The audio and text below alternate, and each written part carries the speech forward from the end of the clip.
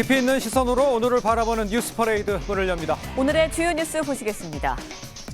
민주당 이재명 대표가 이르면 오늘 회복 치료 중인 녹색병원에서 퇴원할 예정입니다. 여야의 극한 대치 속에 이균용 대법원장 후보자와 김행 여가부 장관 후보자 인선은 난항이 예상됩니다.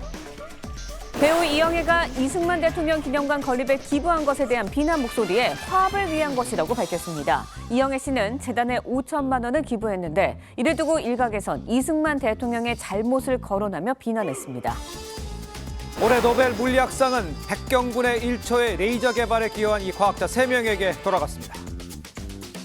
6년 만에 중국인 관광객 6호가 우리나라에 몰려들고 있습니다. 관광업계를 비롯해 우리나라 경제에 긍정적인 효과가 예상됩니다.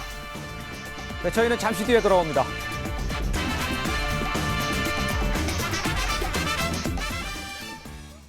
네, 코로나 이후 첫 국경절 연휴를 맞은 중국에선 인구 대이동이 펼쳐지고 있습니다. 무려 9억 명이 관광지로 몰리고 있는데 대표적인 명소 만리장성은 두 걸음을 떼는데 3분이 걸릴 만큼 인산인해를 이루고 있습니다. 최현희 기자의 보도입니다. 만리장성에 사람들이 빼곡합니다.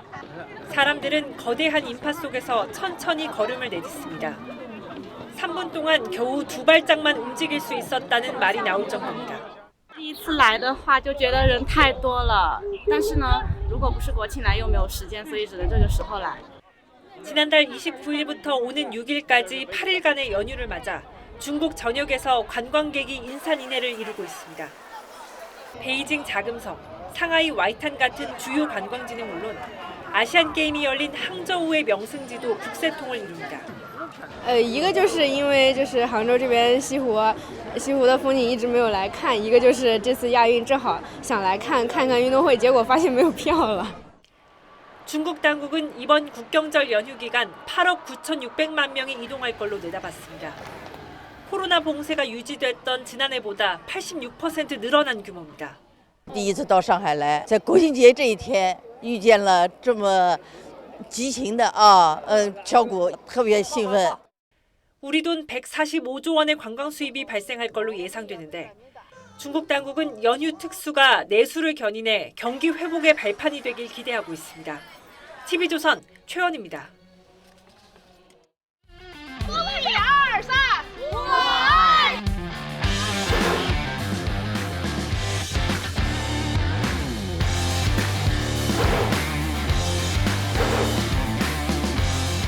了解一下韩国的文化和历史，我们趁这个我们中国的国庆节来了解一下。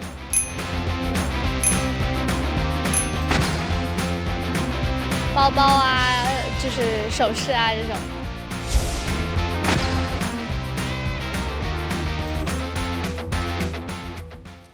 네, 지금 보신 대로 6년 만에 돌아온 이 중국인 관광객이죠. 6호, 우리 경제의 구원투수가 될지 기대가 커지고 있습니다. 네, 관련 내용 이인철 참좋은경제연구소장과 함께 자세히 짚어보도록 하겠습니다. 안녕하세요. 안녕하세요. 자, 소장님, 한국행 항공권과 호텔 예약 네. 700에서 800% 뛰었다고 그러는데 6호들이 얼마나 지금 국내에 들어오고 있는 겁니까? 그렇습니다. 중국인들 중추절 국경절이 겹쳐서 8일 동안의 황금 연휴입니다. 네. 서울시는 이번 연휴 기간 동안 한 7만 5천여 명의 6호가 방한할 것으로 보고 있는데요. 코로나19 시전과 비교하면 절반 수준이긴 하지만 네. 그러나 이 징조는 좋아 보입니다. 일단 본토에서 한국행 이제 항공권 예약이 있는데 네네. 이게 1년 전과 비교했더니 700% 넘게, 708% 넘게 급성장을 하고 있고요. 네. 호텔 예약은 더 늘었습니다. 네. 800% 늘었습니다. 평균 한국의 체류 기간은 일주일, 7일 정도가 되는데 중국 여행객들 선호하는 여행지가 어디냐라고 네. 꼽으면 지금 한국과 일본이 경쟁하고 있고요. 네. 그 뒤를 베트남, 말레이시아, 싱가포르이 경쟁을 하고 있는데 네. 특히 상하이발, 서울행은 항공권 예약 기준 이번 연휴 기간 동안 네. 전체 아시아 국가 가운데 1위였습니다. 자, 그러다 보니까 이 중추절 그러면 중국은 극성수기이기 때문에 네. 항공권 가격이 2배로 뛰어요. 그럼에도 불구하고 이제 이 풀렸던 이 사드 보복 이후 6년 반 만에 풀린 한국을 방한하기 위한 네. 유커들이 아마 실제로 명동 그리고 가로수길 가보면 중국인 목소리가 들립니다. 네, 유커 특수를 누리는 분야 역시 관광업계일 수밖에 그렇겠죠. 없을 것 같아요. 그렇습니다. 유커가 오면 보면 1000명 단위로 와요. 예. 이분들이 단체 관광객은 정해진 코스가 있습니다. 그렇죠. 네. 면세점을 2회 내지는 3회 정도 들리거든요. 그러다 보니까 이 쇼핑 필수 코스인 이제 면세점이 모처럼 6허 특수를 만끽하고 있는데요. 실제로 시내 명동에 있는 L 면세점의 경우에는 예. 8월 한 달 동안에 중국인 매출이 25% 늘었고요. 예. 중국인 단체 관광객 매출은 150%, 예. 1.5배 정도 증가를 했습니다. 네. 특히나 이제 이 유커들의 씀씀이에 주목해 볼 필요가 있는데 그동안 유커들은 굉장히 좀 합리적인 서보, 네. 그러니까 중저가대 스포츠 브랜드라든가 아니면 화장품 매장 수요, 물론 뭐 여전합니다. 네. 그럼에도 불구하고 수십 분 이상 기다려야 되는 명품 매장, 명품 매장에 대기하는 줄들이 늘어서고 있는데 과거에는 주로 이제 보따리상, 네. 이 속빈 강정이거든요. 우리가 수술을 너무 많이 떼어줘서. 근데 요즘 들어서는 유모차를 끌고 있는 가족단이 이걸 싼커라고 해요. 개별 관광객이 늘고 있다는 것도 특징적입니다. 그렇군요. 네. 지금 뭐 언급을 해주셨습니다만 육화하면 아주 통큰 소비로 유명하잖아요. 한국에서 좀 얼마나 좀 지갑을 열까요? 일본인 2명과 중국인 1명의 관광객이 왔어요. 누가 돈을 많이 쓸까요? 중국이 많습니까? 중국이. 맞습니다. 빙고. 2019년 기준입니다. 네. 한국관광공사의 통계를 보게 되면 지금 중국인 1인당 평균 1,633달러입니다. 210만 원가량을 네. 쓰게 되는데 중국을 제한 국가들의 평균보다도 1.5배가량 훨씬 많습니다. 네. 이외에 뭐 베트남, 미국, 태국, 일본의 순인데요. 이러다 보니까 지금 중국 관광객이 최절정이던 시대가 2016년이었어요. 예. 네. 당시 1년 동안 무려 800만 명이 넘는 중국인이 네. 한국을 방한했습니다. 예. 당시에 이제 육화의 총 소비가 약 22조 원인데요. 이게 우리나라 전체 소비의 6.5%입니다. 상당히 많은 부분을 이제 육허들이 차지하고 있어서 사드 보복 이후에 사실 명동의 빈상가 공실이 늘었죠. 예. 지금 뭐 항공, 면세, 화장품 줄줄이 된소리를 맞았거든요. 예. 이게 지금 반복되고 있기 때문에 예. 아마 1월 초만 하더라도 2만 5천 명이던 육허가 지금 8월에는 네. 26만 명. 9월에는 30만 명으로 다시 외국인 방한 관광객들 가운데 중국인 비중이 1위이기 때문에 예. 이 특수가 기대가 되고 있습니다. 알겠습니다. 네, 기대된다는 말씀 해주셨는데 예. 육화가 600만 명이 되면 우리 경제 성장률이 최대 0.5%포인트 올라간다라는 조사 결과도 있거든요. 하지만 이제 숫자다 보니까 구체적으로 얼마나 경제 성장률이 올라가는 건가요? 맞습니다. 이제 관광객, 특히나 중국인 관광객이 오면 네네. 일단 서비스 수지가 적자가 개선이 예. 돼요. 여기다 경제 성장률 제고 효과도 있다라는 겁니다. 한국은행의 통계를 보게 되면 중국 관광객이 100만 명이 한국에 오게 되면 예. 우리나라의 경제 성장률 GDP는 0.08%포인트 더 높아진다는 겁니다. 그러면 코로나19 이전에 2016년만 하더라도 한 뭐 18년, 예. 19년만 하더라도 한 600만 명 정도가 왔거든요. 그럼 곱하기 4를 하게 되면 최대 한 0.48%포인트. 이렇게 되면 0.5%포인트의 이제 견인 효과가 있다라는 건데 네. 올해 우리나라 성장률이 1% 초반이에요. 네. 1.4 내지 1.5를 얘기하고 있기 때문에 적지 않은 수치고요. 그러나 걱정도 있습니다. 중국이 지금 부동산발 경기로 너무 소비도 위축되고 있다라고 하는데 과거처럼 해외 나가서 펑펑 돈을 쓸 거냐 예. 이 부분에 대한 걱정이 하나 또가 있고 네. 두 번째 중국이 자국 내 면세점을 키우고 있어요. 그 그러면서 지금 하이난성에 12개 면세점을 오픈하면서 예. 외국에서 나갔을 돈 면세 쇼핑 국내사라라고 지금 유인하고 있기 때문에 또 하나의 경쟁자가 생긴 셈입니다. 네. 일단 그렇지만 이제 전체적으로 봤을 때 관광뿐 아니라 우리 경제 전반적으로 봤을 때는 긍정적인 효과가 기대되는 상황이죠. 예. 맞습니다. 지금 우리나라가 이제 수출, 내수 소비 모두 부진한데 네. 해외여행은 폭발적으로 늘고 있습니다. 서비스 수지가 점점 확대되고 있는데요. 예. 네. 육화에 귀하는 우리 경제의 청신호라고 할 수 있습니다. 특히나 3고 현상, 고금리, 고물가, 고유가 여파로 이제 경제가 불확실합니다. 이런 가운데 경기 침체 속 물가만 오르는 스태그플레이션 우려가 커지고 있는데 예. 일부에서는 올해뿐 아니라 내년도 우리 경제가 1%대, 2년 연속 1% 저성장이 고착화될 수 있다는 우려가 커지고 있는데요.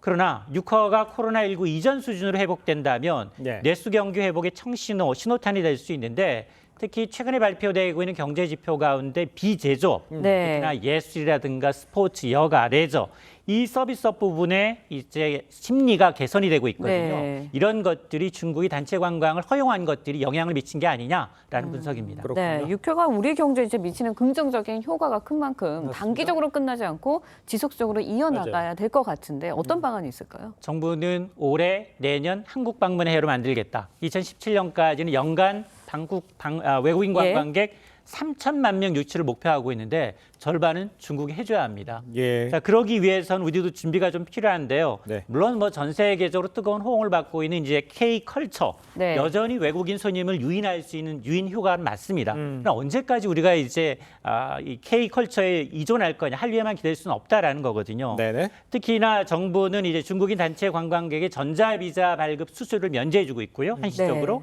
또 면세 쇼핑 환급을 간편하게 하면서 이 중국인 관광객 유치에 나서고 있는데 우리가 고쳐야 될 것들이 있어요.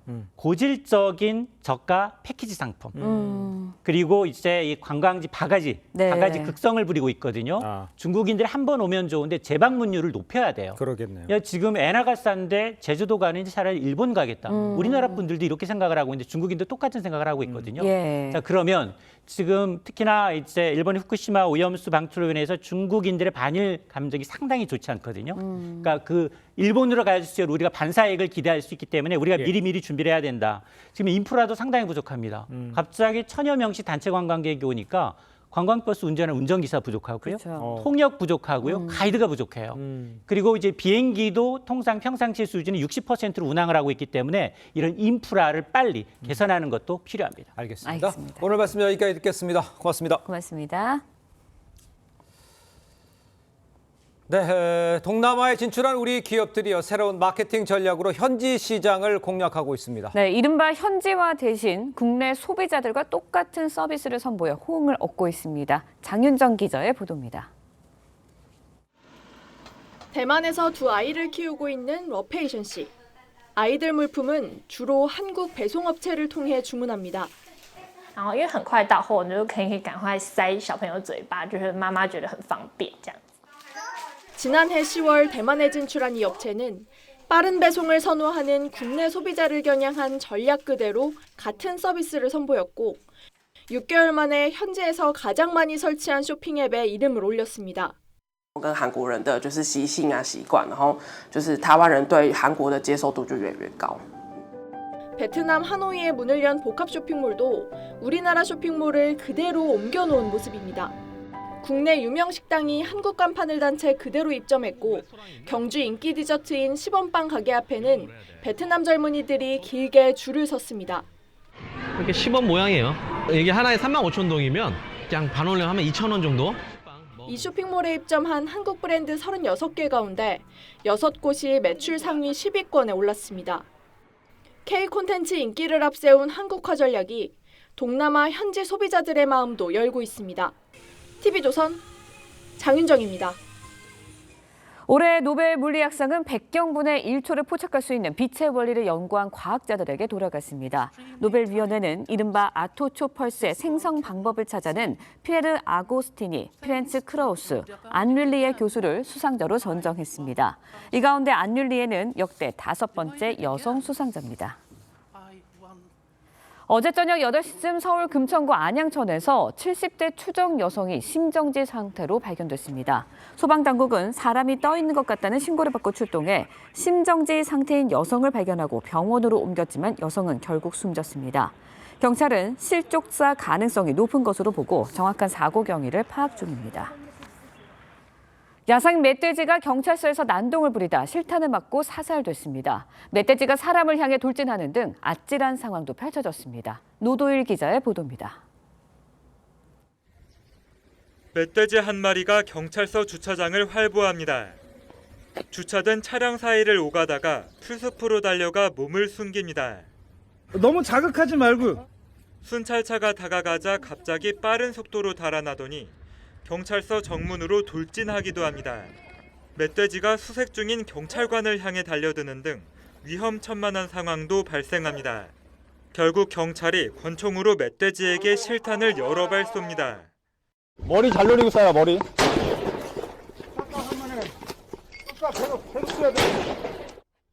어제 낮 12시쯤 경기 의정부경찰서에 100kg에 달하는 멧돼지가 난입했습니다. 멧돼지는 순찰차와 건물벽을 들이받다가 경찰이 쏜 실탄 5발을 맞고 30분 만에 제압됐습니다. 이 과정에서 경찰관 2명이 무릎 등에 철가상을 입었습니다. 소방대원들이 처음 멧돼지를 마취총으로 잡으려 했지만 멧돼지가 경찰서를 빠져나가려 하자 경찰이 주민안전을 고려해 실탄을 쐈습니다. 지난달 29일 부산 동구에서는 버스 정류소에 멧돼지 한 마리가 나타나 사살되기도 했습니다. TV조선 노도일입니다. 고속도로 통행료가 추석 때마다 면제된 지 올해로 7년째입니다. 이번 연휴에도 700억 원이 면제됐는데 결국 국민 세금이 이 손실을 메우게 됩니다. 정부 재정에 부담이 된다는 지적이 커지고 있습니다. 백대우 기자의 보도입니다.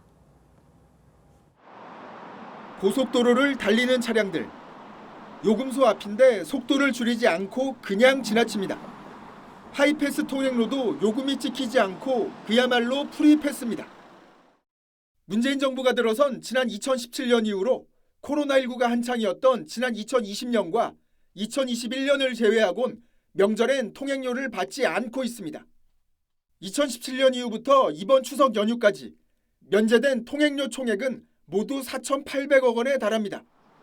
고속도로 이용자들은 환영하지만 차량 운전자만 혜택을 받는 건 불공평하다는 지적도 나옵니다. 면제된 재원은 도로공사가 먼저 집행한 뒤 정부가 세금으로 보전하는 구조이기 때문입니다. 올해 59조 원의 세수 펑크가 예고됐고 도로공사 부채도 30조 원에 달하는 상황에서 일평균 150억 원의 통행료 수입 포기는 정부의 재정건전 기조에 어긋난다는 겁니다. 다양하게 쓸 수 있는 방법들이 있을 것 같아요. 독거노인이라든지 아니면 좀 더 어려우신 분들을 돕는 방향으로 쓰는 게 더 좋을 것 같다고 생각합니다. 정부는 각계의 목소리를 귀담아 듣고 정책에 반영하겠다고 밝혔습니다. TV조선 백대우입니다. 이승만 대통령 기념관에 5천만 원을 기부한 배우 이영애 씨가 기부에 대한 일각의 비난 여론에 대해서 입장문을 냈습니다. 기부금을 낸 건 화합을 위해서라면서 이승만 대통령이 있어서 우리나라가 북한처럼 되지 않았다고 강조를 했습니다. 박재훈 기자입니다. 배우 이영애 씨가 입장문을 내고 이승만 대통령 기념관에 5천만 원을 기부한 건 화합을 하자는 의미였다고 말했습니다. 서로 미워하지 말고 화합을 하면 좀 더 평안한 나라에서 우리 아이들이 살아갈 수 있지 않을까 하는 두 아이 엄마의 간절한 바람이라고 했습니다. 북한의 야욕대로 우리나라가 공산화됐다면 우리 아이들은 자유가 없는 곳에서 살고 있을 것이며 끔찍한 일이라고도 했습니다.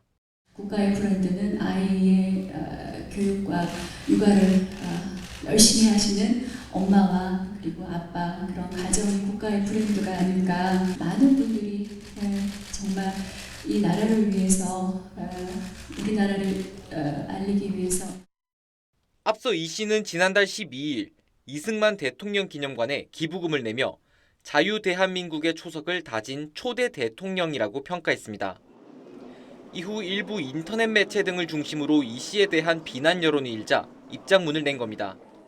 이 씨는 이승만 대통령뿐만 아니라 박정희, 김영삼, 김대중, 노무현 전 대통령 재단에도 기부를 하고 있다고 밝혔습니다. 지난 6월에는 순직 군인 자녀 교육비에 써달라며 1억 원을 쾌척하는 등 각종 기부 활동을 펼쳐왔습니다. TV조선 박재훈입니다.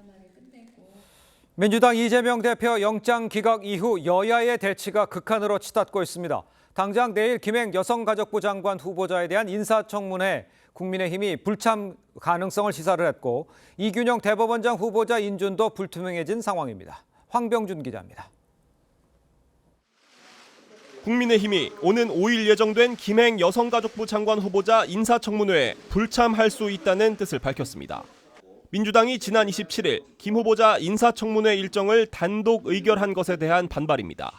국민의힘은 이와 같이 일방적이고 위법적으로 의결된 청문회에는 결코 임할 수 없음을 명백히 밝혀둡니다.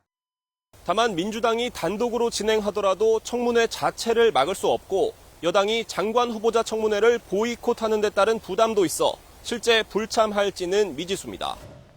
민주당은 여당이 후보자 방어가 도저히 어렵다고 판단한 것이라고 지적했습니다. 그러면서 단독으로라도 김 후보자의 소위 주식 파킹 의혹 등 각종 논란을 집중 추궁하겠다는 입장입니다. 오는 6일로 예정된 이균용 대법원장 후보자 임명 동의안 표결도 진통이 예상됩니다. 국민의힘은 청문회 과정에서 큰 흠결이 드러나지 않았다고 두둔했지만 민주당은 도덕성과 능력도 없는 후보라며 부결을 공언했습니다.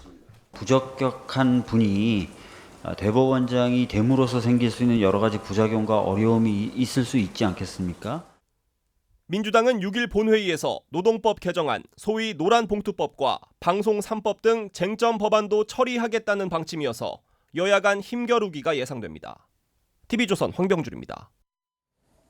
이재명 대표는 이르면 오늘 퇴원할 예정입니다. 이 대표가 돌아오면서 이 체포한 가결 의원들에 대한 징계 문제 처리, 이 당 내분의 새 도화선이 될 전망입니다. 최원국 기자입니다. 서울 녹색병원에서 회복치료 중인 민주당 이재명 대표는 오는 6일 대장동 개발 의혹과 성남FC 후원금 의혹 관련 첫 재판을 앞두고 있습니다. 총력전을 당부했던 강서구청장 보궐선거 사전투표 역시 6일부터 이틀간 실시됩니다. 이번 주 이 대표의 당무 복귀 전망에 힘이 실리는 이유입니다. 이 대표 측 관계자는 병원에서 퇴원한다면 강서구청장 선거 지원에 나설 수도 있다면서도 의료진의 판단이 중요하다고 했습니다. 이 대표가 당무에 복귀한 뒤 가결파로 분류되는 의원들에 대한 당내 징계 요구에 어떤 메시지를 내놓느냐에 따라 내분 상황이 달라질 수 있습니다. 친명계는 사람 쉽게 안 변한다, 아무 일도 없었다는 듯 넘어가는 것은 반대한다며 체포동의안 가결을 주도한 비명계 의원들을 겨냥했습니다. 윤리심판원이라는 시스템이 존재하고 있기 때문에 거기서 처리하면 될 일이라고 생각을 합니다. 당무 사안이기 때문에 당대표께서 복귀하시고 나서 협의를 해야 됩니다. 이에 대해 한 비명계 의원은 최고위원들을 앞세워 비명계를 쳐내려는 게 아니라면 이 대표가 명확한 입장을 밝혀야 한다고 말했습니다. 또 실제 징계 움직임을 보이면 가만히 있지 않겠다며 집단 행동 가능성도 시사했습니다. TV조선 최원국입니다. 네, 추석 연휴가 끝나자마자 정치권에서 지금 전운이 감돌고 있습니다. 이균용 대법원장 후보자 임명 동의안 표결, 또 김행 여성가족부 장관 후보자 인사청문회를 놓고 지금 강대강 대치가 이어지고 있는 상황이죠. 자, 두 분과 함께 정치권 소식 자세히 짚어보도록 하겠습니다. 윤기찬 국민의힘 법률위원회 부위원장, 김현장 민주당 전 대변인 모셨습니다. 안녕하십니까? 네, 반갑습니다. 자, 민주당 6일로 예정된 이균용 대법원장 후보자 임명 동의안 부결을 시사를 했습니다. 홍익표 원내대표 목소리를 먼저 들어보도록 하겠습니다. 대법원장의 공백에 따른 혼란보다 부적절한 인물이 대법원장이 취임함으로 인한 그 사법부의 공황 상태가 더 걱정입니다. 인사청문회 결과에 따라 원칙과 기준에 따라서 부적절한 인물이면 그 부결하는 게 맞다 생각하고, 저는 분명히 윤석열 정부에게 경고하겠는데요. 이런 인물들 계속 보내면 제2, 제3이라도 전 부결시킬 생각입니다. 자, 이제 직접 들어보셨습니다만 홍익표 원내대표 부적절한 인물을 계속 보내면 계속 부결시키겠다면서 강경한 대응을 예고한 발언이죠. 민주당 오늘 의총에서 대법원장 임명 동의안 의결을 모으기로 했는데 실제로 부결 기류가 강한 상황인지를 좀 먼저 설명을 해주시죠. 네, 그런 것 같습니다. 그렇습니까? 예, 그 인사청문회 간사인 의원께서 이전에 그 의총에서 부적격한 인사다라는 의견을 개진한 거로 제가 알고 있고요. 그 대법원장 같은 경우는 장관과 달리 본회의에서 과반수 찬성으로 통과가 돼야 되지 않습니까? 그렇습니다. 그래서 오늘 이제 의총에서 논의할 예정으로 알고 있는데 의총에서 부적격하다고 판단이 된다라고 하면 본회의 통과하기 어려울 것으로 보입니다. 왜냐하면 이균용 후보 같은 경우에는 이미 뭐 다들 아시겠지만 그 성범죄자라든지 아동 범죄라든지 또는 그 가정폭력 등에 대해서 다수의 간대한 판결로 인해서 좀 가해자 중심주의 판결을 많이 냈다라는 그 지탄을 여성계로부터도 받은 바도 있고요.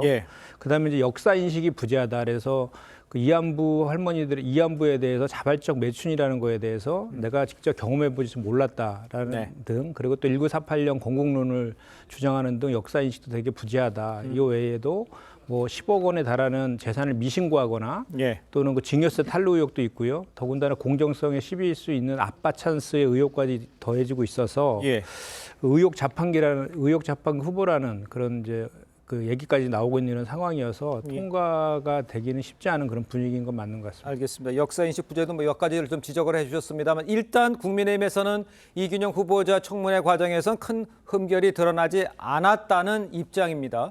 부결될 경우 그렇다면 국민의힘에서는 어떤 식으로 대처를 할지 지금 언급해 주신 이 부분에 대해서는 어떤 생각을 갖고 계신지 좀 말씀해 주세요. 뭐 부결될 경우에는 뭐 새로운 후보자를 물색해야 되겠지만 네네. 어쨌든 이게 이제 동의 절차가 필수적이기 때문에 그렇습니다. 몇 가지 쟁점이 있습니다. 예컨대 지금 말씀 주신 것처럼 비상장 주식 누락에 대해서는 이 후보자의 말이 설득력이 있을 수는 있어요. 이게 원래 상장 주식, 그러니까 주식 같은 경우에 백지 신탁하려면 3천만 원 이상이어야 되는데 네. 비상장 주식의 그 가치 산정 기준이 바뀌었다는 거죠. 예. 그러니까 만약에 액면가로 하게 되면 3천만 원 이하기 때문에 본인은 신고하지 않아도 되는 걸로 알았다. 근데 이게 액면가가 아니고 뭐 시장 교환 가격 또는 별도의 가치 평가 기준이 생겼기 때문에 그건 자기가 몰랐다라는 거고 이걸 만약에 은폐할 요량이었다면 은폐가 안 되는 거거든요. 소유 여부가. 그렇죠. 그래서 아마 은폐하려는 건 아니 실수로 드러난 것으로 보이고 네네. 아빠 찬스라고 말씀 주시는데 그때는 이미 10명 정도의 학부생이 있었다는 거예요. 김 위원장님. 그래서 그 부분은 실제 좀 더 들여다봐야 될 부분인 것 같고요. 예. 그다음 판결과 관련돼서는 사실 여러 가지 논란을 제기하면 안 되는 겁니다. 판결은 양형 기준의 범위를 벗어났는지 여부를 따져봐야 되는 것이지 재판부에 대해서 판결을 왜 이렇게 했느냐라는 것은 민주당이 여러 가지 잣대를 갖고 지금 논란이 있잖아요. 뭐 영장 전담 판사 문제 등 여러 문제 있기 때문에 판결 내용 관련돼서는 얘기하면 안 되는 것 같고 이게 이제 대법원장 내지 대법관들의 경우에는 사실은 자격 기준이 있어요. 일정 자격 기준 이내에서 대통령이 임명하는 거기 때문에 상대적으로 국회의 재량권이 좀 낮았어요. 웬만하면 대통령 인사권을 존중해줬거든요. 그렇습니다. 심지어는 김명수 대법관의 경우에도 존중돼서 통과가 됐단 말이죠.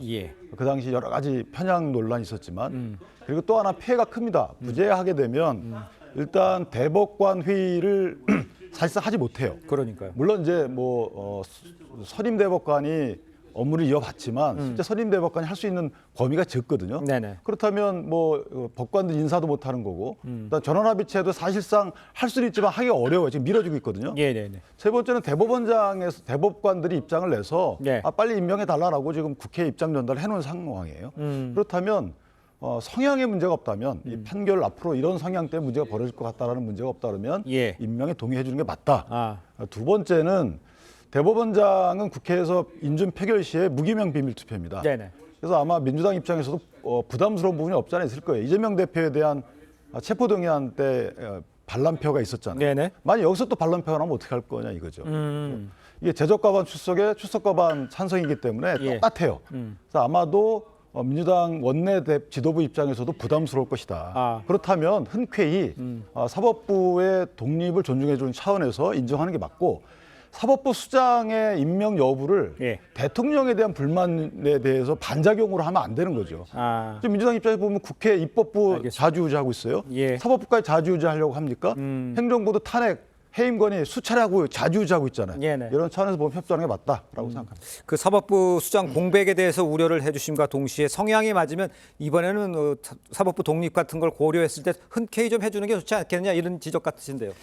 근데 지금 조금 전에 이제 그 지적하신 내용 중에 윤석열 정부에 대한 반작용에서 우리 민주당에서 이렇게 비판적인 시각을 갖는다는 건 전혀 사실이 아닙니다. 그러니까 서울 변호사회에서 저 법관들에 대한 그 다면 평가를 하는 데 있어도 항상 하위권에 있었던 분이시고요. 법원 내부 프로세스망에도 법관으로부터 비판적인 글들도 많이 올라오고 있다는 점. 그리고 지금 이분에 대한 그 인사청문회의 간사는 소위 말하는 비명계로 불리는 그런 의원이 이제 맡고 있기 때문에 이거는 뭐 반명 비명 간에 이런 이견이 있는 그런 내용들도 아니다. 이 후보자의 적합성에 대한 판단을 이제 객관적으로 하고 있는 것이다라는 말씀을 좀 드리고요. 그리고 이제 직무대행 체제로 인해서 대법원장이 공백이 된 상태에 대해서 우려를 많이 말씀하시지만 사실 직무대행 체제로 할 수 있고 전원합의체도 다 열 수 있는 것입니다. 그리고 과거에 그 행안부 장관의 탄핵 심판 청구됐을 때에도 직무대행 체제로 별 문제 없이 다 진행되었거든요. 저는 오히려 지금 이렇게 부적격한 인사를 빨리 더 다른 적격한 인사로 추천하는 것이 오히려 더 지금 윤석열 정부에서 취할 태도가 아닌가 이렇게 생각합니다. 알겠습니다. 한 가지만 말씀드리면 짧게. 그 전원합의체 관련돼서 지금 안철상과 민유숙 대법관이 내년 1월 1일부로 임기가 끝나요. 1월 달에. 그러면 이 대법관 절차는 재청도 해야 되고 여러 가지 또 국민 청원도 받아야 되고 어렵습니다. 3달 정도 걸리는데 지금 만약에 임명이 안 되면 그것도 지체돼요. 그럼 전원합의체 구성 자체가 안 될 가능성도 있거든요. 예, 알겠습니다. 그것도 좀 생각을 해서 글쎄요, 뭐 양쪽이 어떤 생각을 갖고 있는지 저희가 알겠습니다. 어떤 결과가 나는지 좀 지켜보도록 하죠. 이 문제도 하나 좀 짚어보죠. 국민의힘이 내일 인사청문회를 보이콧할 수 있다 이런 이야기가 나오고 있습니다. 그 여당이 장관 후보자 청문회를 보이콧한다는 것 이거 부담일 것 같은데 이건 어떤 상황인지 좀 윤기찬 부위원장께 설명 좀 해주셔야 될 것 같아요. 뭐 원래 인사청문 계획서를 위원회에서 의결을 해가지고 인사청문을 실시합니다. 근데 이번에는 인사청문 계획서를 9월 27일 날 야당이 단독 의결을 했어요. 네네. 그러니까 이전에 김호수 검찰총장 때 여당이 빨리 임명하기 위해서 단독 의결한 적은 있어요. 그때도. 그런데 근데 야당이 만약에 이 부결시키기 위해서 단독 의결한 경우는 없었거든요. 그래서 좀 그런 문제가 있고 날짜와 뭐 증인 등 여러 가지 절차 면에 있어서 여당의 입장, 그러니까 국회 구성원의 입장을 반영하지 않고 야당이 단독 의결했기 때문에 이걸 불참해야 되느냐 이런 문제가 나오는데 다만 이제 불참 여부에 대해서는 고민을 좀 할 거예요. 왜냐하면 이제 불참하게 되면 후보자도 안 나온다는 거잖아요. 그러니까요. 근데 후보자가 없는 인사청문회가 과연 이것이 옳은 것인가에 대해서 고민이 있고 후보자가 나와서 청문 절차에서 본인의 소명하는 절차를 하는 것이 국민들께 조금 더 다가가는 모습이 아닌가라는 생각이 들어서 아마도 그 김호수 총장 때도 그때도 국민의힘이 나중에 들어갔거든요. 그렇기 때문에 저는 개인적으로 김행 후보자가 참석을 하고 국민의힘도 들어가서 청문 절차를 정상적으로 진행하지 않을까라는 생각을 하고 있습니다. 그렇습니까? 일단은요, 여당에서는 이제 야당의 청문회 일정과 증인 단독으로 의결한 것 위법적 행사다. 그래서 이제 반발하고 있는 거잖아요. 그 입장은 어떤지 또 어떤 식으로 진행이 될지는 좀 전망을 해주시죠. 야당에서 단독 의결할 수밖에 없는 상황을 초래한 것은 사실 국민의힘이죠. 왜요? 원래는 민주당에서는 6일 날 하자 그랬었습니다. 근데 국민의힘에서 5일 날 하자고 그랬다가 서로 다른 것들로 이슈들이 막 번복되면서 이렇게 그 단독 의결할 수밖에 없는 상황으로 온 것이거든요. 그리고 과정이 있었다라는 그 말씀을 좀 드리고요.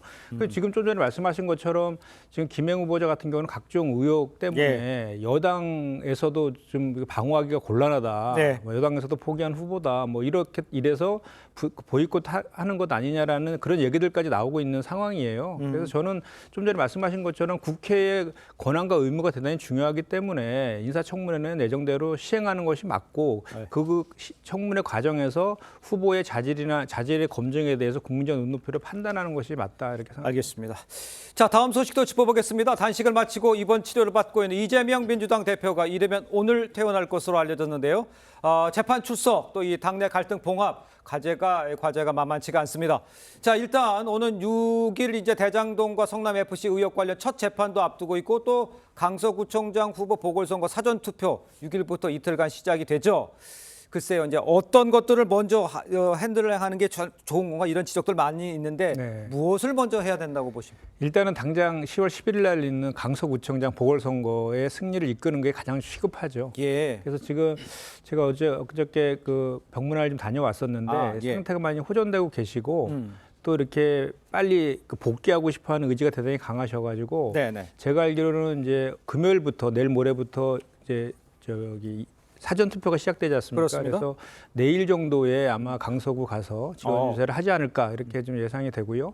두 번째로는 이제 당내에서 우리가 이제 체포동의안 표결과 관련해서 당내에 좀 수습을 해야 되는 일들이 있지 않습니까? 그렇습니다. 그것도 좀 그 통합적 리더십을 발휘해서 수습해야 될 것 같고요. 그다음에 지금은 뭐 정기국회 시즌 아니겠습니까? 그래서 10월 10일부터 국정감사도 시작이 되고 또 예산안에 대한 심의도 해야 되는 거고 또 각종 의혹에 대한 특검도 이제 실시해야 되는 이런 문제들이 많이 있어서 그런 것들에 대해서 우리 더불어민주당이 선명야당과 민생 대안 정당으로서의 모습을 부각시키는 것 이런 것들이 순서대로 이렇게 진행될 것이라 생각합니다. 알겠습니다. 순서대로 진행될 것이면 강서구청장 선거에 집중할 것이다 이렇게 얘기를 해주셨습니다만 일단 또 친명계 최고위원들 이 사람 쉽게 변하지 않는다면서 이 체포한 가결파 의원들을 겨냥하고 있는 상황이죠. 이 대표의 의중에 들어간 이 발언이라고 봐야 할지 또 앞으로 어떻게 될지 가결파에 대해서는 여기서 밖에서 봤을 때는 어떻습니까? 그러니까 친명계 의원들 내지 원내 지도부가 이런 말들을 하는 것이 오늘 어제 일이 아니었잖아요. 그렇죠. 그렇다면 첫 번째 얘기했을 때 또는 두 번째 얘기했을 때 당대표가 말렸어야 되는 거거든요. 말리지 않았다는 것은 이재명 당대표의 의중에 실려 있다는 것이고 저는 이재명 당대표가 이렇게 통 크게 나가지 못하는 것은 리더십이 취약하다라고 생각하기 때문에 그렇다고 봐요. 그러니까 리더십이 취약하다는 것은 당내 공격 요소를 사전에 없애야 되는 것이고 그렇다면 탕평으로 갈 수는 없는 것이죠. 또 공천권이 있기 때문에 저는 개인적으로 이재명 대표의 이런 당내 리더십은 이제 본인에 대한 지지율 이런 것들도 연관되겠지만 결국은 신뢰 문제가 있다. 신뢰 회복이 안 된다 그러면 아니 본인이 탕평하겠다고 해서 지도부에 송갑석 의원도 넣었다 뺐죠. 사실 사의 받아들였잖아요. 그렇습니다. 그다음에 뭐 가결해달라고 했던 것을 믿고 가결했더니 왜 당에 분란을 일으키냐라고 해서 징계 문제까지 나오잖아요. 네네. 그렇다면 당내의 신뢰는 없어졌다. 이재명 대표의 신뢰는 없어졌기 때문에 이제는 그 신뢰를 이재명 대표가 극적으로 회복하지 않는 한 사실은 이제 분쟁뿐이 없는 것이고 결국 이재명 당대표의 극적인 어떤 행위 이거에 달려 있고 그렇지 않으면 민주당은 상당히 어려운 지경에 이를 것이다라고 생각합니다. 알겠습니다. 김현정 전 대변인도 지난번에 가결파에 대한 심판 이런 얘기들 언급해 주셨습니다만 글쎄요 하나로 묶기가 쉽지 않아 보인다라고 얘기를 해주셨는데 거기서는 어떻게 생각하십니까? 그러니까 당내에서 민주성과 다양성은 존중이 되어야 됩니다. 네네. 그리고 이제 그런 걸 통해서 그 단합과 더 큰 민주당으로 나갈 수 있기 때문인데요. 또 반면에 그 무조건적인 반목과 불신은 또 이거는 그 당에서 또 그걸 그냥 두어서도 또 안 되는 그런 문제이거든요. 이 두 가지를 잘 조화를 시켜야 되는데 지금 지난번에 이제 보면은 저희가 당론은 아니었지만 가결표 던진 거에 대해서 당론은 아니었지만 그 의총이라든지 중앙위에서의 결의안으로 채택된 내용이거든요. 그 결의에 반해서 차도살인을 하듯이 가결표를 던진 건 분명한 사실이거든요. 그래서 그거에 대해서 지금 이제 그 홍익표 원내대표가 그런 얘기를 했죠. 이제 원칙과 기준에 따라서 윤리심판에서 이거에 대해서 이제 그 심사를 할 것이다, 심사가 진행될 것이다라고 얘기를 했어요. 그래서 그런 절차들이 좀 진행되지 않을까 예상이 되고요. 이재명 대표 입장에서 보면은 제가 좀 전에 말씀드린 것처럼 어쨌든 헌법 기관에서 소신껏 무기명 투표를 한 것 아니겠습니까? 그렇다면 소신껏 본인들이 그렇게 가결표를 던진 이유에 대해서 좀 밝힐 필요도 있다고 봅니다. 그래서 내부에서 치열한 내부 논쟁을 통해서 이렇게 좀 서로의 의견들을 교환함으로 인해서 오히려 더 한 단계 나아가는 화학적, 통합적 그런 당의 모습으로 저는 나아갈 수 있다고 보기 때문에 일정 부분의 내용은 불가피하다. 불가피하지만 통합적 리더십을 발휘해야 될 시점인 건 분명한 사실이다. 그렇지만 이게 해당 행위나 징계감은 아니지 않아요? 이것도 좀 비겁한 거예요. 왜냐하면 처음에 실제 목적은 그겁니다. 가결을 했던 것으로 의심되는 분들에 대해서 징계를 하겠다는 것인데 이게 징계 사유가 안 되거든요. 그다음에 그러니까 불가능해 입증이 불가능합니다.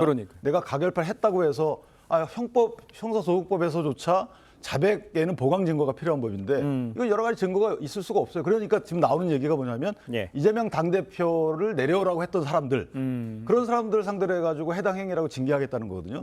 상당히 비겁한 것이고 저는 이때 이재명 당대표가 나서서 뭔가 봉합하지 않으면 이거 당을 깨지는 거를 본인이 기정사실화하고 그냥 추진하는 것뿐이 안 돼요. 개인적으로다 보면 정계 개편이 되는 것이 과연 전 정당이 유리한지 여부를 떠나서 이 부분은 사실 민주정당에서는 바람직하지 않은 것이다. 마지막 하나만 말씀드리면 지금 윤석열 대통령에 대해서 뭐 전체주의, 공산주의, 민주 이런 거 강조한다고 해서 다양한 의견을 무시했다고 지금 비판하고 있었잖아요, 민주당이. 근데 당내 다양한 의견 그것도 민주당에는 도움될 수 있는 의견을 냈다고 해서 한 사람인 이재명 당대표에 대해서 불리한 언행을 했다고 해서 징계를 추진하는 것이 과연 그것이 앞뒤가 맞는 건가요? 알겠습니다. 일단 그 일각에서는요 내년 총선 공천 과정에서 이 가결파를 배제하거나 또 현역 의원 평가에서 감점을 주는 방식으로 부익을 주는 거 아니냐 이런 관측이 나오고 있습니다. 이런 거에 대해서는 뭐 당장이야 화합은 되겠지만 나중에라든가 총선 바로 직전에는 저런 일이 벌어지지 않겠냐 하는 관측이 있는데 어떻게 보세요? 일단 그런 관점으로 얘기하시는 분들이 이제 특히 여당 패널 본 적이 많이 계시던데 일단은 저희는 시스템 공천이 갖춰져 있는데 공천하는 그 과정이 두 가지로 나뉘거든요. 심사 단계가 있고 경선 과정이 있습니다.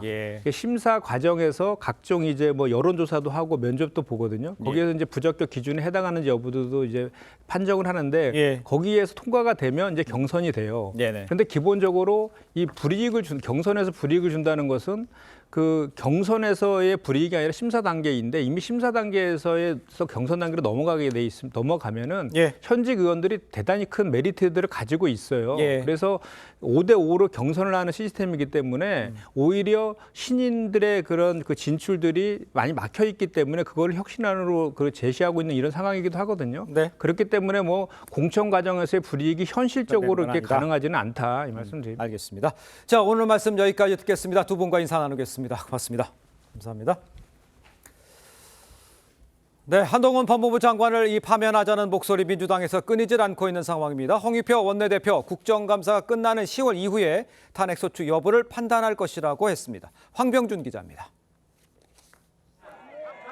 민주당 이재명 대표 구속영장이 기각 결정된 지난달 27일 한동훈 법무장관은 민주당이 자신에 대한 파면을 요구한 데 대해 절차에 따른 중대 불법 수사가 탄핵 사유가 될 수 있느냐고 따졌습니다. 법과 절차에 따라서 수사해서 처벌하는 것이 민주당에게는 법무부 장관을 파면하고 탄핵할 사유가 되는지 묻고 싶습니다. 실제 자신에 대한 탄핵 절차가 시작될 경우 당당히 맞서겠다고도 했습니다. 민주당 홍익표 원내대표는 한 장관 탄핵 소추안 발의 여부가 10월 이후 결정될 것이라고 했습니다. 일단은 10월 달은 국감으로 집중해야 되기 때문에 다른 이슈로 흐트러뜨리고 싶은 생각은 없습니다. 일단 국감 이후에 저희가 판단할 생각입니다. 이런 가운데 기본소득당 용해인 의원도 한 장관 책임론을 꺼내들며 민주당에 힘을 싣는 모양새입니다. 정치검찰의 심장이나 다를 바 없는 바로 그 자체인 한동훈 장관에게 책임을 당연히 물어야 하지 않겠습니까? 하지만 탄핵 추진이 자칫 역풍을 불러올 수 있어 민주당이 실행에 옮길지는 의문이란 관측도 나옵니다. TV조선 황병준입니다. 네, 전해드린 대로 이재명 대표 영장 기각 이후에 민주당 한동훈 장관 책임론을 지금 부각시키고 있습니다. 네, 관련 내용 최진영 변호사, 설주환 변호사와 함께 자세히 짚어보도록 하겠습니다. 안녕하세요. 반갑습니다. 자, 먼저 이 한동훈 장관의 입장 듣고 이야기를 나눠보도록 하겠습니다. 민주당은 지난해부터 틈만 나면 저에 대해서 탄핵을 공언해 왔었죠. 자기 당 대표의 각종 중대 불법을 법집행기관이 법과 절차에 따라서 수사해서 처벌하는 것이 민주당에게는 법무부 장관을 파면하고 탄핵할 사유가 되는지 묻고 싶습니다. 자, 정치적 의미는 좀 뒤에 해석을 좀 해보고요. 전해드린 대로 민주당 한동훈 장관 탄핵 카드를 만지작하고 있는 상황이죠. 장관을 탄핵시키려면 어떤 절차가 있습니까, 법률적으로? 기본적으로 이제 헌법과 그 국회법에 관련되는 절차가 있는데요. 헌법 65조 1항 같은 경우에는 국회는 대통령이나 장관과 같은 국무위원이 직무 집행과 관련해 가지고 헌법과 법률을 중대하게 위반했을 때에 탄핵 소추를 의결할 수가 있고 나아가 사추 의결을 했을 경우에는 헌법재판소로 가서 헌법재판소가 탄핵 여부를 결정하도록 이렇게 소추 절차와 결정 절차가 나눠 있습니다. 그런데 지금 그 발의할 경우에 그 제적의원 3분의 1의 발의 그리고 또 의결은 그 제적의 과반수 찬성으로 의결을 하는데요. 아시다시피 지금 민주당이 168석으로 그 자체로 과반수다 보니까 발의해서 의결을 민주당 단독으로 할 수 있는 그런 입법 구조가 돼 있는 그런 부분입니다. 다만 그렇게 이제 마치 이제 검찰이 기소를 하고 법원이 판단하듯 하는데 민주당이 이렇게 탄핵소추 의결을 한다 하더라도 헌법재판소가 그에 대한 결정을 하기 때문에 과연 기소된 대로 판결이 나오느냐 이런 시각으로 본다고 하면은 앞으로의 어떤 전국을 판단할 수 있을 것 같습니다. 네, 앞서서도 한 장관의 이야기 들으셨듯이 야당 대표 영장이 기각됐다는 게 법무부 장관 탄핵 사유가 되냐. 이 부분도 질문이 될 것 같아요. 네, 영장 기각 사유가 탄핵 사유가 될 수는 당연히 없죠. 민주당에서 지금 얘기를 하고 있는 탄핵 사유로서 꼽는 것이 여러 가지가 있습니다만은 주요한 것들을 뽑아보면 일단 가장 중요한 게 이제 그 시행령 정치. 그러니까 어찌 보면 법을 우회해가지고 시행령으로 하지 말라는 건데 이걸 우회했다는 편법이라든지 탈법을 했다는 부분에 대해서 지금 법무부 장관이 책임을 물어야 된다라는 것이고요. 그다음에 인사검증관리단이라든지 인사검증 기능이 과연 제대로 작동을 하고 있는가 이런 부분에 대해서도 문제가 있고 특히나 가장 어찌 보면 구체적인 위법 사항이라고 할 수 있는 것은 법원에서 특활비 공개를 해라라고 하고 있음에도 불구하고 특활비 공개를 제대로 법원의 취지에 따른 공개를 하지 않고 있다라는 점, 이러한 점 등을 구체적으로 뽑고 있기 때문에 뭐 지금 영장이 기각됐다 해서 이를 뭐 법무부 장관에 대한 탄핵 사유이다라기보다는 기존에 한동훈 법무부 장관이 업무 집행을 하면서 위법한 사항에 대해서 이걸 탄핵 사유로 삼고 싶은 것인 겁니다. 알겠습니다. 지금 이제 설 변호사께서 언급해 주신 것이 이제 민주당의 판단일 것이고요. 그런데 이제 헌법재판소의 판단 다를 수 있다는 점도 좀 짚어봐야 할 것 같습니다. 만약 탄핵안이 헌재로 넘어온다, 헌재는 어떤 부분을 좀 보게 될까요? 그렇습니다. 말씀하신 것처럼 직무집행과 관련해 가지고 헌법과 법률을 위반했을 경우에 탄핵소추 의결을 할 수가 있다라고 얘기를 했는데 전에 있는 노무현 전 대통령에 대한 탄핵 결정과 관련해 가지고 그때 기각을 하면서 탄핵이 헌법과 법률을 위반한다라고 법은 돼 있지만 단순히 위반한 것을 넘어서 사실상 헌법을 파괴할 정도로 적극적으로 헌법과 법률을 중대하게 위반했을 때만 탄핵 결정이 된다라는 그 기준을 밝힌 적이 있습니다. 그럼 박근혜 전 대통령에 대한 것도 마찬가지인데요.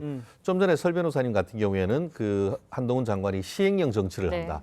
그리고 또 인사 그 검증에 문제가 있다. 또 특활비 공개를 아니한다. 이런 얘기를 하고 있습니다만 이런 것은 대법원 그 헌법재판소의 기존 그 탄핵 결정에 비춰봤을 때에 중대하고 적극적인 그 헌법과 법률 위반이라고 보기는 현실적으로 어렵고 사실 지금 그 민주당이 그 사유로 들은 것은 지난번에 있었던 이재명 대표의 국회 체포 동의안과 관련해 가지고 너무도 상세하게 설명을 했다. 이것을 가지고 이른바 피의사실 공표다. 이것이 적극적인 어떤 헌법과 법률 위반이다라고 하는 것으로 제가 알고 있는데요.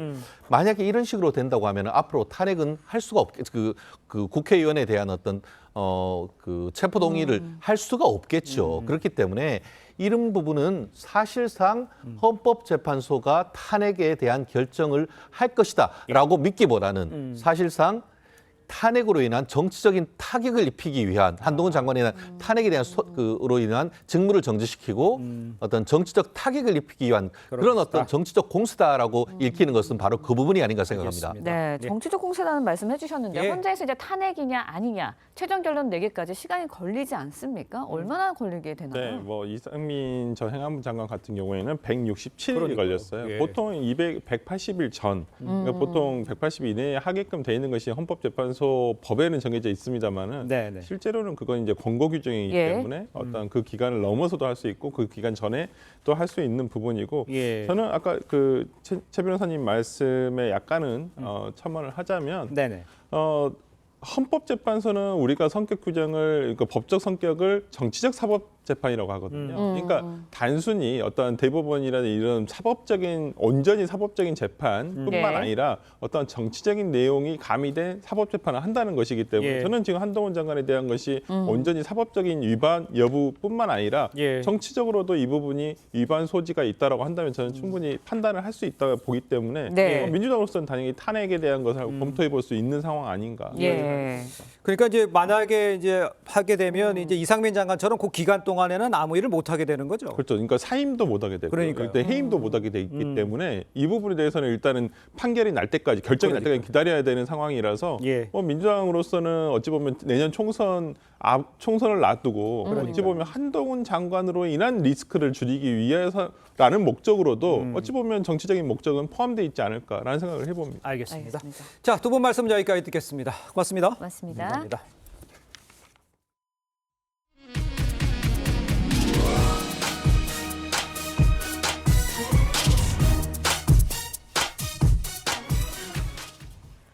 네, 최근 선풍적인 인기를 끌고 있는 탕후루가 청소년 비만의 주범으로 꼽히면서 국정감사에도 출석할 예정입니다. 최현영 기자의 보도입니다. 귤과 포도 등 각종 과일 꼬치에 설탕물을 입힌 탕후루. 바삭한 식감에 새콤달콤한 맛으로 젊은 층을 파고들었습니다. 그래도 맛있어서 건강이 안 좋아도 계속 먹게 되는 것 같아요. 충치가 생길까도 걱정이 되고 그래가지고 안 먹었으면 좋겠긴 해요. 솔직히 말하면. 근데 너무 좋아하고 요새 인기가 많다 보니까. 탕후루 한 개엔 당류가 많게는 25g까지 들어있어 한 개만 먹어도 WHO 권장 섭취량에 육박하는 수준입니다. 특히 코로나 이후 소아청소년의 비만, 당뇨가 폭증해 더욱 우려스럽습니다. 지난해 중학생 비만 환자는 951명으로 4년 새 3배 이상 늘었고 초등학생과 고등학생 비만 환자도 2배 넘게 급증했습니다. 소아청소년 당뇨 환자 역시 2배 가까이 늘었습니다. 어렸을 때부터 인슐린에 대한 저항성이 생기면 혈압당뇨, 고지혈증, 특히 당뇨에 대한 위험성이 굉장히 높아진다고 알려져 있어요. 청소년기 비만 당뇨가 성인기로 이어지며 20대 당뇨 환자도 4년 새 50% 가까이 늘었습니다. 국회 보건복지위원회는 탕후루 프랜차이즈 대표를 다음 주 국정감사 증인으로 불러 청소년의 설탕 과다 섭취에 대해 질의할 계획입니다. TV조선 최현영입니다.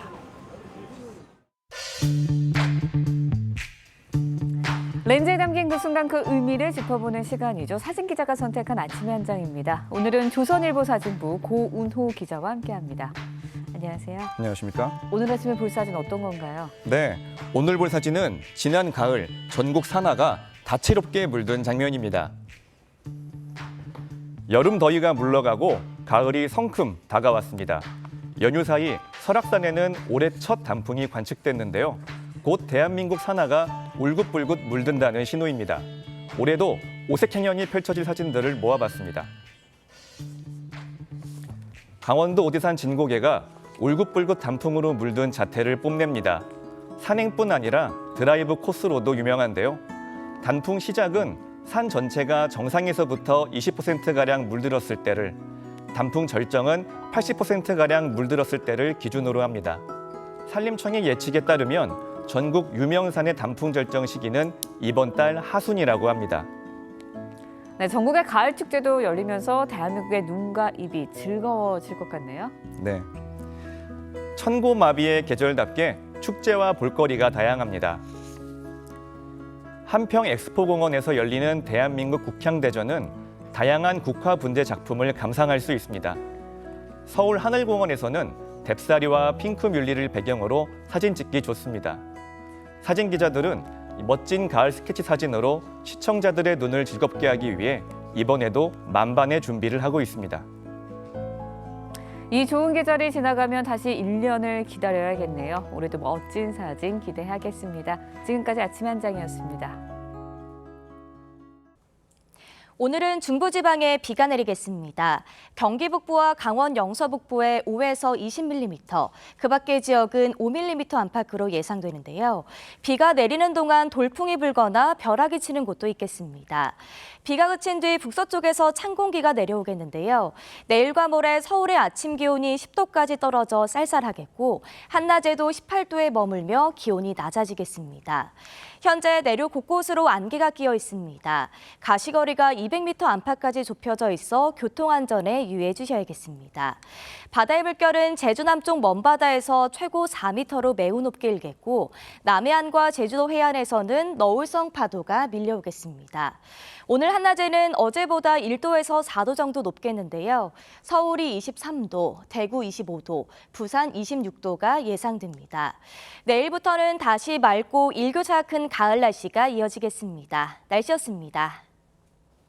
네, 이상으로 수요일 아침 뉴스 퍼레이드 마칩니다. 네, 저희는 내일 아침 7시 30분에 다시 찾아뵙겠습니다. 시청해주신 여러분 고맙습니다.